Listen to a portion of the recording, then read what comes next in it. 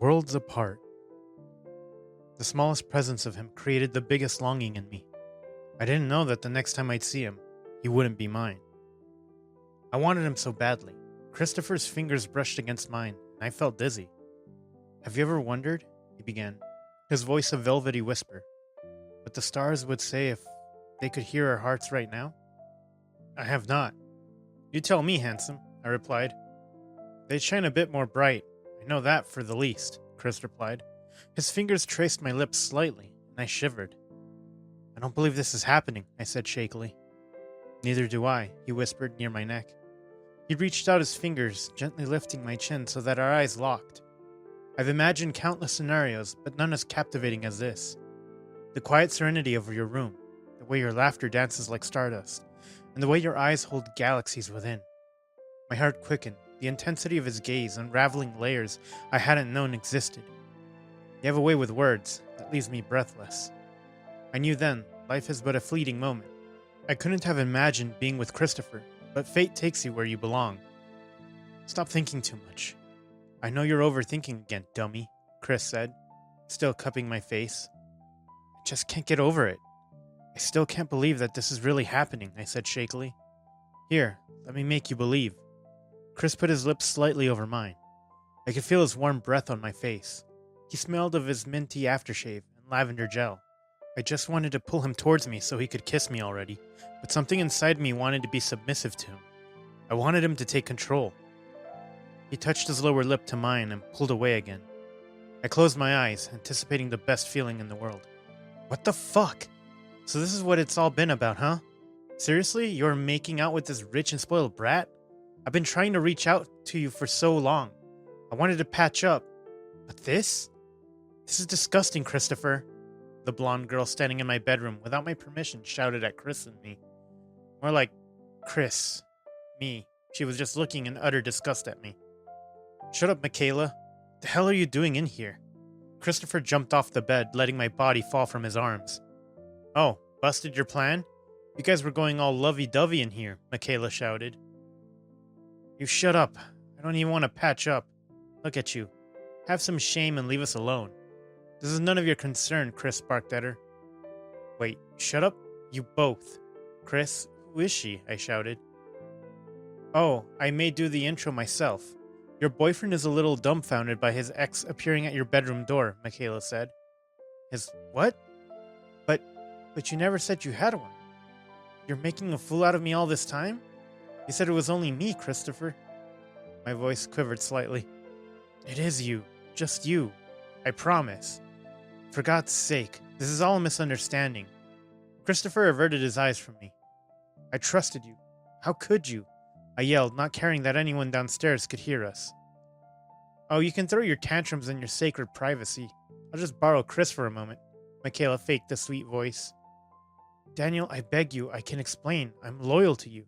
Just stop taking it all the wrong way. Please, love," Chris whimpered. I couldn't think straight. My gaze kept bouncing off between them two. I felt like a clown. "Chris, can you come with me, baby?" Michaela said again. "Stop it, you idiot. I'm not going anywhere with you." "Daniel, hear me out, please," Chris wept. "You are," I whispered, my face blank. "What?" Chris asked. You're leaving. With her or without her. I don't give a damn. But you're not staying here anymore," I said. "Do you hear yourself right now? Do you have any idea what you're saying?" Chris said in disbelief. "I very well do." I kept my tone stern. "Leave. You, both. Right now. Out." Closing the door that day behind him felt like closing a chapter, but I couldn't shake the feeling that the story was far from over. Christopher's eyes, a mixture of confusion, anger, and hurt, met mine. It was as if he was seeking answers in my gaze, hoping for some sort of reassurance that this was the right choice. But as we stood there, separated from the chaos that was his past, I could see a storm of emotions raging within him. He had been confronted with a part of his history he had likely hoped to leave behind, and now he had to process it all over again. I felt like a bystander, a witness to his pain, unable to erase the turmoil that had resurfaced. "Dad, I want him out of the house." I had stomped downstairs and talked in a tone that was unfamiliar to my father. He was sitting with his second wife, my stepmom, and the person I hated the most, Darla. I don't want your stupid wife's stupid son in my house. Is that clear to you? The hell is up with this one now? Darla rolled her eyes. Honey, let me deal with him. Dad kissed her hard on the lips and took me aside. No, do you not hear me? I'm not a child. I won't leave for any of your stupid negotiations. I want a simple yes to what I said, I shouted. What happened? Why are you behaving like a lunatic again? For once I thought you were starting to get better, Dad said in one single breath, and then started panting. I was. Damn, I was getting better. But he put it all to the ground. That idiot. I want him out, I yelled at the top of my breath. It simply isn't possible, son. He is Darla's adopted son. She cares for him as much as she cares for you. Don't you get it? Dad said. She what? Cares? You don't even know the things that I have went through. I wish you had never replaced Mom with that stupid woman, I shouted. Dad slapped me hard on the cheek, and everything went silent for a second. I could only hear the whistling sound in my ear. I suddenly saw a golden knife on the table. It was his favorite decoration piece he had brought from Russia. I held it to my wrist and drew a cut. What the hell? Stop! Stop! He shouted, as soon as the blood drops fell on the marble tiles. I won't send him away first, I said.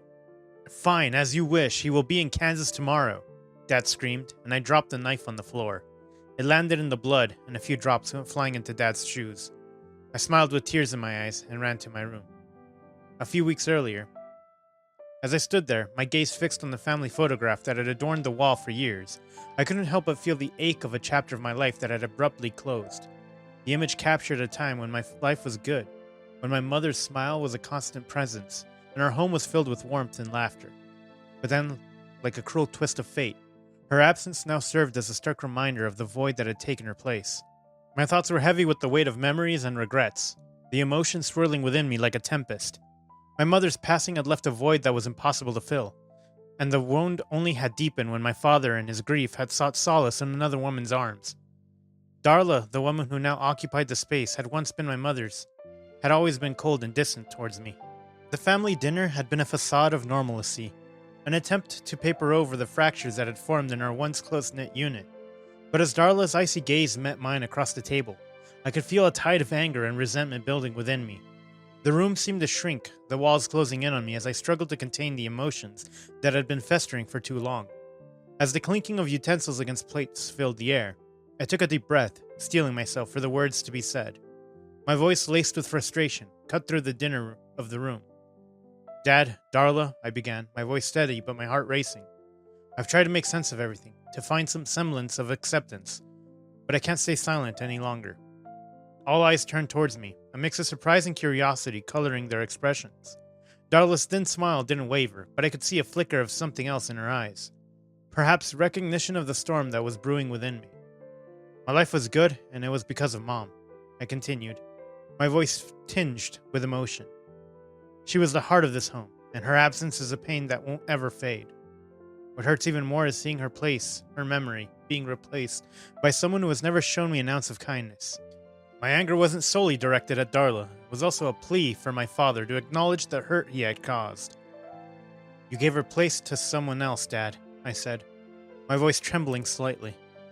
You've let someone else take over her role, as if she never existed. And it hurts.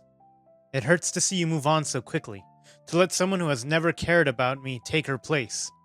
They both kept staring at me with blank faces. I don't expect you to understand everything I'm feeling. You don't always, I continued, my tone softening as my eyes welled up. But I needed to say this. I needed to let you both know what you've done, whether intentional or not, has hurt me deeply. In the aftermath of my reprimand, Darla worsened her attitude towards me. It was as if my words had acted as a catalyst, stirring up a storm of emotions that Darla struggled to contain. Her once cold demeanor had taken a new edge, an added layer of hostility that seemed to be directed solely at me. I didn't know why she hated me so much, but I had started hating her equally. You spoiled idiot. I wish your mother had taught you some manners before leaving you. I mean, there was plenty of time. All those years she did nothing, Darla said one day as I came home from my college. Excuse me? You'd rather watch that tongue of yours, I snapped. Shut up, kid. Look at your room. It has been a mess. I didn't let the housekeepers clean it.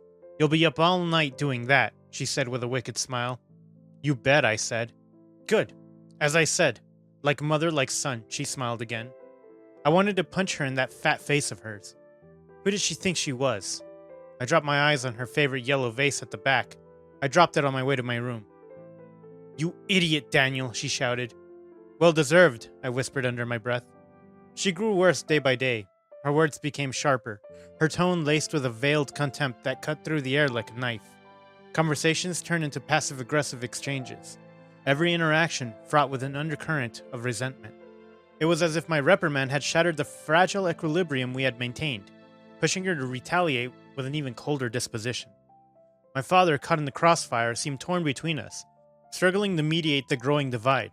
Darla's behavior towards me became more overt, her snide remarks and pointed comments leaving no room for interpretation. Every time I tried to engage in a conversation, it felt like I was tiptoeing through a minefield, uncertain of when the next explosion would occur. As days turned into weeks, I could feel the toll of her hostility was taking on my own emotional well-being. It was a barrage of negativity that left me feeling drained and wounded. The safe haven that my home had once been now felt like a battleground, a place where I was constantly on guard, anticipating the next barb or insult. Yet amidst the turbulence, I refused to back down. My initial confrontation had been driven by a need to assert my feelings and stand up for the memory of my mother. Now, facing Darla's escalated animosity, I was even more determined to hold my ground. I sought solace in memories of my mother's strength, drawing on her unwavering love to find courage to weather this storm. "Surprise, Daniel. Wakey wakey," Darla shook my blanket off, immediately coming in my room. "What is wrong with you?" I tried to open my eyes. "Behave, Danny." Dad was in there too. They were standing next to each other and smiling at me. "What?" I asked. "Since you have been so nice in behavior, my precious Danny, I had someone come over and stay with us. I know you've been lonely after Hannah's death," Darla faked. I don't need anyone. I'm perfectly fine on my own." "You know that too, Dad," I wailed. "Unfortunately, I feel the same way. You need to open up. You need a good friend. And since you have no siblings, we have him over," he said. "Have who over?" I suddenly sat upright. "Christopher, Darla's son. Adopted son," Dad said with a cough. "Did I say I needed him over?" I snapped. "Oh, I understand that you miss Mommy, Danny, but trust me, you'll love Chris. Such a lovely boy he is," Darla said. I did not trust her one bit. "Change and come downstairs," Dad commanded. Darla winked on her way back while closing the door. I knew it was going to be bad. This was one of her tricks. Maybe to torture me. She wanted revenge. "Hey dude," Christopher said as soon as I entered the lounge. As my eyes settled on him, I couldn't help but be struck by his commanding presence. His tall and muscular frame, exuding a quiet strength that seemed to resonate with everyone around him. His broad shoulders filled the doorway, and I couldn't help but notice the way his t-shirt stretched slightly across his chest, accentuating the contours of his powerful physique. Every movement he made seemed deliberate, each step carrying a certain confidence that was impossible to ignore. His posture was straight and unwavering, a stance that seemed to reflect his unyielding determination. There was a certain rawness about him, an unapologetic ruggedness that was evident in the way he carried himself. It was as if he dared anyone to question him, to challenge him, and it left a lingering sense of curiosity in its wake. He was like Darla, I imagined. As our eyes met, his gaze seemed to hold a quiet reserve, guarded yet intense. It was a gaze that hinted at depths of emotions he might not be ready to reveal. A shield that he used to protect himself from a world that had likely tested him in ways I could only imagine. And yet beneath that veneer, there was a flicker of vulnerability, a hint that there was more to him that met the eye. "Man, I forgot to tell you, I accidentally broke your hoop. The one outside in your basketball court? It was some shit plastic, I guess," he said with a wicked grin. I knew it. He was an addition to the torture his mom wanted for me, and he was going to help in it. His expression held a certain sternness, a seriousness that seemed to be his default demeanor. There was no denying his presence of a certain edge, an aura of toughness that had likely been cultivated through his life's trials. It was a contradiction of sorts, a rugged exterior that concealed a heart that might be more sensitive than it let on. "It's fine, I guess," I said. We sat for dinner, later, and Dad wouldn't stop talking about his big business deal, when Chris suddenly started talking to me. "So how did she pass away?" "I beg your pardon?" I was taken aback. "Sorry, your mom," he said. "Accident," was all I replied. "That's terrible. Must be so hard on you," he said politely. For once, I thought he wasn't faking it like his mother and actually cared about how I felt. I'm coping up, I replied politely. Oh, you didn't know, honey? It was taking a toll on his health. He sometimes loses his senses and doesn't act normal. And not that it's not okay, I understand it. He cries all the time and his room is a complete mess. Sometimes he curses me too, but that's okay. He's just a kid, my lovely kid, Darla said in one go, looking at Dad and Chris. You did that? Dad said in a stern voice. I stared at Chris, whose expression had changed. He was looking more like Darla now. He picked his glass and I thought he was going to drink from it. Oops, my bad, idiot. He spilled the water in my direction and got up. I'll sleep now. It was all because of her. I hated Darla. I was filled with hatred and it felt like I had never known the feeling of love. Wake up, dumb. Chris woke me up in the middle of the night. Mom wants you to sleep on the mattress. I'll sleep on the bed. What the hell? It's a damn bungalow. There are dozens of other rooms, I said, sluggishly. Oh, she wants us to be good brothers then, I guess, he said and pushed me from my own bed. I found myself on the mattress on the floor, a place of vulnerability that mirrored the tumultuous emotions raging within me. It was a stark contrast to the sense of security and belonging I had once associated with my room. Now, it felt like I was being pushed to the fringes, my place within this new family arrangement, uncertain and precarious. I wanted Mom. She wouldn't have tolerated this. I want to smell her lily scent perfume again, from that favorite sweater of hers. I wanted her to hold me for one last time. I wanted to cry in her arms like I was 4 again. I needed my mom. I wish she had taken me with her. The tears were a mixture of sorrow and anger, a release for the turmoil that had been building within me since Christopher's arrival. A stepmother I hadn't asked for and a stepbrother who seemed determined to remind me that I was no longer the sole focus of my father's attention. The injustice of it all burned like a fire within me. I felt powerless, trapped in a situation I had no control over. The sounds of my own weeping seemed to echo like resentment I felt towards this new family dynamic. As the first rays of dawn broke through the window, casting a dim light across the room, I lay on the mattress, emotionally drained but no less determined. The events of the night had exposed the rawest corners of my heart, revealing a wellspring of emotions that I needed to confront. The road ahead was uncertain, but as I wiped away the remnants of my tears, I knew that I couldn't allow myself to be defined by anger and hurt. Hope your night went good, Darla said, handing me a burnt toast. Stop. Just stop. I didn't want you or your stupid son here, I said loudly, seeing that no one else was around her. Control that tongue, she snapped. Or what? I so wish that it was you who died in place of my mom, I screamed. You maggot, she shouted and dragged me by the arm. She was triple my weight and I couldn't free my arm from her grip. Rot here now, Darla shouted and locked me in my room. No, stop, please, I'm hungry, I wailed.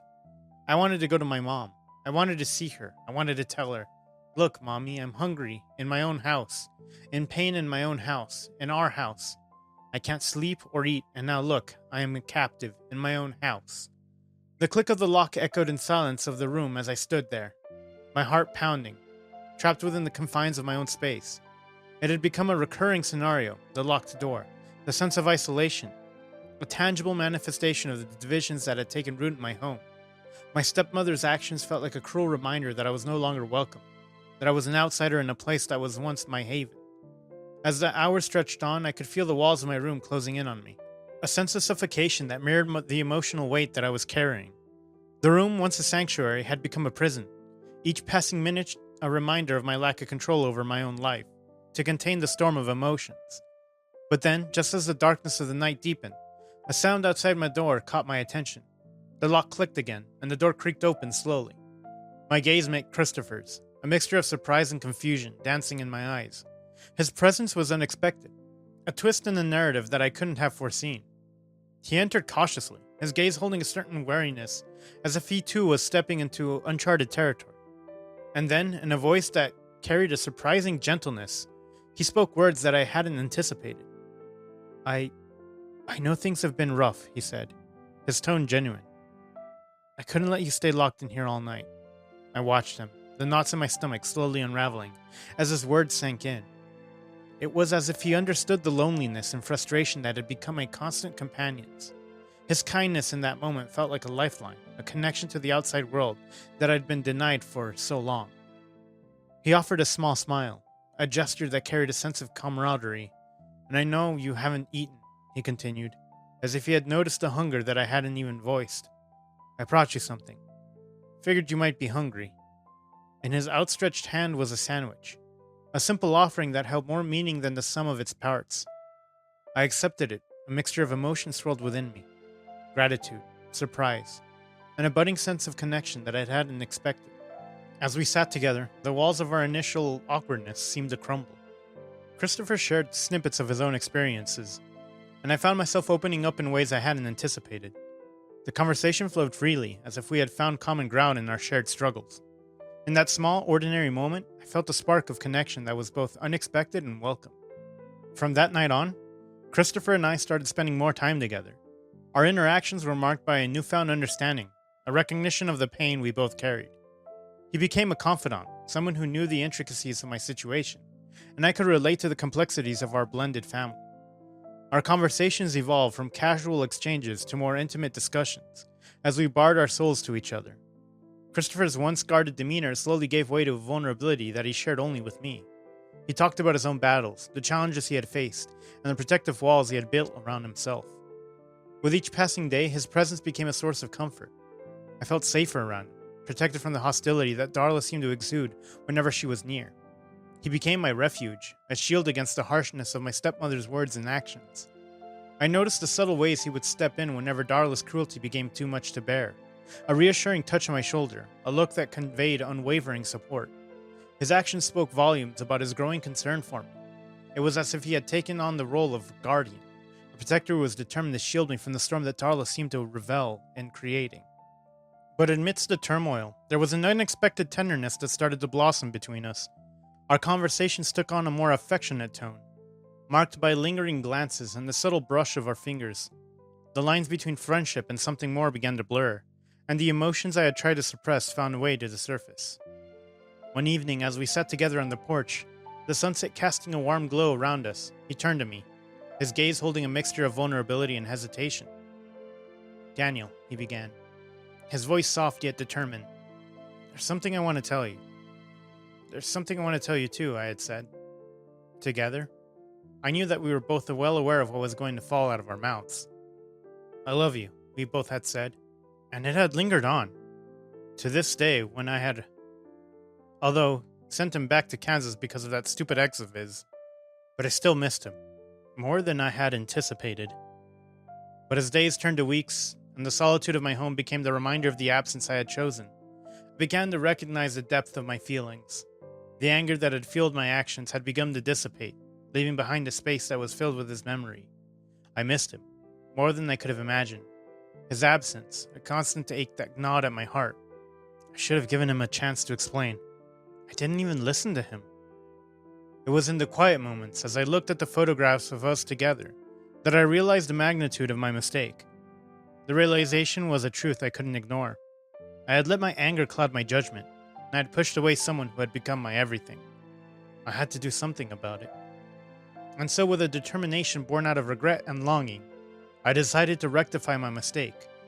Christopher's birthday was approaching, a date I had once looked forward to celebrating together. This time, I was determined to make amends, to show him that my anger had been misplaced, that my feelings for him were stronger than any hurt or jealousy. I approached my father with a plan, the words stumbling out in the rush as I explained my intentions. I wanted to throw Christopher a surprise birthday party at the house, a gesture that would not only celebrate him, but also convey my unspoken apology. My father, perhaps understanding the depth of my feelings, agreed readily. He did call Chris and invited him back. That night, I didn't sleep. As he came in the morning, I had to prepare myself to meet him. His smile, though hesitant at first, held a glimmer of warmth that reached deep within me. It was a smile that told me I had made the right choice, that the steps I had taken to bridge the gap between us were not in vain. "I thought you'd never come. I thought..." He cut me in between, putting a finger to my lips. "I didn't leave. I was just waiting for you to call me back, because I knew you would." He kissed me gently on the lips.